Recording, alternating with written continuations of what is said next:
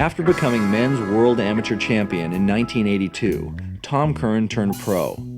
He made an auspicious debut, winning the Stubbies Trials at Trestles, and then beating world title contender Tom Carroll, just 2 years his senior, during the OP Pro at Huntington Beach. The Australian and the Californian would clash time and again over the next few years, but Curren had the upper hand in the beginning, and he beat Carroll again just a couple of months later on his way to winning his first major pro tournament, the Marui Pro in Japan.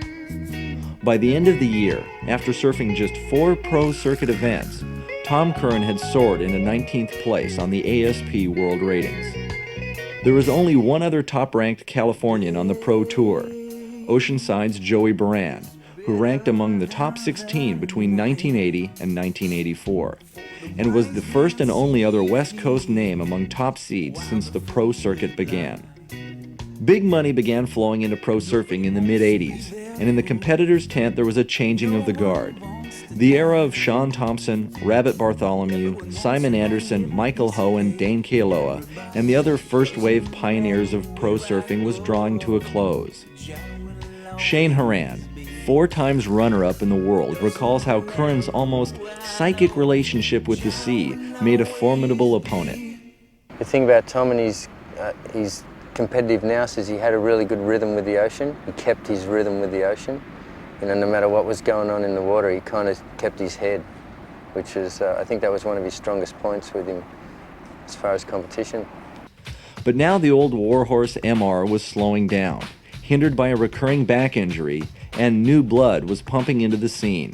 Explosive young surfers like Tom Carroll, Martin Potter, Mark Occhilupo, and of course, Tom Curren. Tom Carroll won the world title in '83 and '84, but Tom Curren won the OP Pro at Huntington Beach both years, cementing an already stellar reputation among the huge home crowd in California. But Curren went on to completely overturn the status quo by winning 5 other World Tour events that year, earning his first world title even before the circuit ended. He was that far ahead of the field. Well, I got probably a lot more media exposure. I think that's probably how it changed my life, in a way. But it didn't change really much else, I think. But contest results only told part of the Curren phenomenon. In an era of neon, where flash often ruled over substance, Curren's surfing was smooth, stylish, and minimal, all about speed and power.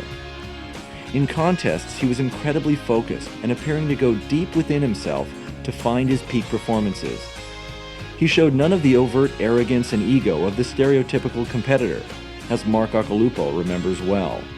He was just done it on his pure talent, you know. He wasn't one to hassle you, and he'd paddle away from you and the perfect wave would go to him, you know, or he wasn't staring at you in the face going, let's get it on. He was looking down at his board, just total introvert, kept to himself.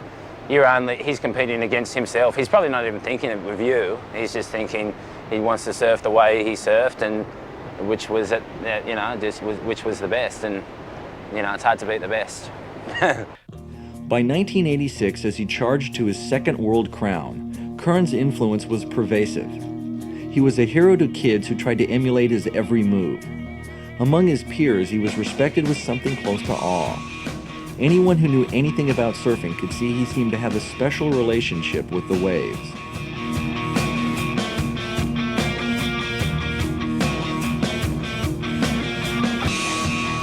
Pat O'Connell was an aspiring young surfer when Curren was at his peak.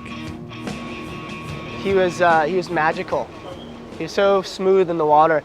I think there's certain people who look like they belong in the ocean. I think Tom Curren's one of those people. He just seems to float around and glide. He just looks like he belongs there, almost like, you know, maybe one of the fish or whatever, you know. But Tom Curren